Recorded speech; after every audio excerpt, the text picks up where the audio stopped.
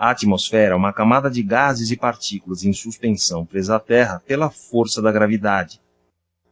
Por ter peso, ela exerce uma pressão sobre a superfície terrestre. Esta pressão é chamada pressão atmosférica, e sua unidade de medida é o hectopascal. A massa atmosférica decresce com a altitude. Cerca de 50% do total da massa atmosférica está concentrada nos primeiros 5 quilômetros, onde a densidade atmosférica também é maior. A pressão atmosférica depende da densidade do ar. Em regiões onde a coluna de ar é densa, a pressão atmosférica na superfície é alta. Já em regiões onde a coluna de ar é rarefeita, a pressão atmosférica na superfície é baixa. Por exemplo, ao nível do mar, onde a massa atmosférica é grande, a pressão atmosférica é maior do que a registrada em regiões montanhosas na mesma latitude. A altura da coluna de ar posicionada sobre a cidade do Rio de Janeiro é maior do que aquela posicionada sobre a cidade de Belo Horizonte. A análise do comportamento diário da pressão atmosférica é apresentada em mapas conhecidos como cartas sinóticas. Nas cartas sinóticas, podemos observar a espacialização da pressão atmosférica sobre a superfície, através de linhas que unem locais de mesma pressão.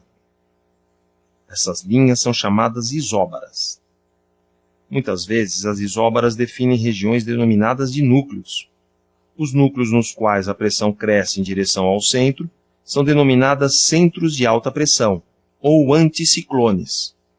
Os núcleos de pressão decrescentes são chamados de centros de baixa pressão, ou ciclones. Áreas aquecidas, como a região equatorial, apresentam baixos valores de pressão quando comparadas com áreas frias, como as regiões polares, onde o resfriamento do ar resulta em altos valores de pressão. A análise da distribuição global de ciclones e anticiclones é apresentada em mapas de pressão, que são utilizados por climatologistas nos estudos climáticos. A pressão atmosférica varia com o tempo ao longo do dia e durante o ano. As variações ocorrem por causa das mudanças de temperatura do ar e da superfície. A cada 24 horas, a média da pressão atmosférica apresenta 2 momentos de máxima e 2 momentos de mínima. É a chamada maré barométrica. Observe a variação anual da pressão atmosférica na cidade de Belo Horizonte. Vemos que a pressão atmosférica apresenta um curso anual inverso ao da temperatura do ar. No verão, as temperaturas elevadas opõem-se com as baixas pressões. No inverno ocorre o contrário, em consequência da diferença de densidade entre o ar aquecido e o ar resfriado. O movimento horizontal das parcelas de ar em relação à superfície terrestre é definido como vento. A pressão atmosférica não é constante, variando de um lugar para o outro em períodos diferentes. Esta diferença espacial de pressão origina uma força que acelera o ar, movimentando-o da região do anticiclone para a do ciclone. Os ventos se originam dos anticiclones, conhecidos como dispersores de ar, e se deslocam em direção aos ciclones. Isto segue um princípio físico simples, onde um fluido sujeito à ação da gravidade se move das áreas de alta densidade para as de baixa densidade. A medida da velocidade do vento é feita através de um instrumento chamado anemômetro. Como o vento representa as variações espaciais de pressão, ele possui características como velocidade, direção e sentido, que são coletadas pelo anemômetro. A velocidade do vento também pode ser calculada através de expressões matemáticas. Este cálculo é complexo, mas é possível estimar a intensidade do vento a partir da análise da espacialização das isóbaras em uma carta sinótica. Ou seja, quanto mais próximas estiverem as isóbaras, mais intensa é a velocidade do vento. Por outro lado, quanto mais distantes estiverem as isóbaras, menor a velocidade do vento.